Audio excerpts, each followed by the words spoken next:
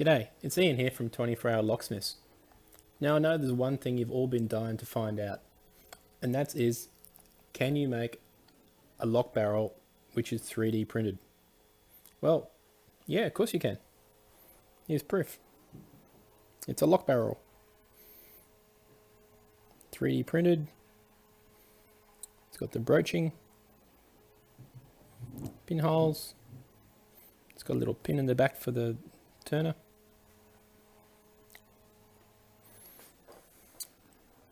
Here's one inserted into the lock. Yeah, where's the center?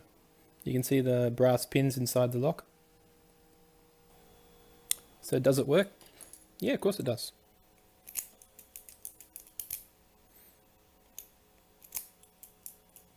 Key turns, key comes out.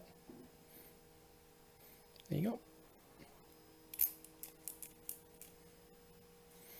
Maybe the first ever 3D printed working lock barrel.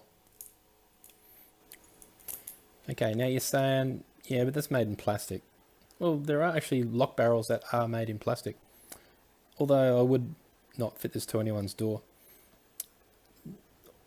Just because it's made of plastic doesn't mean you can't make it in other materials.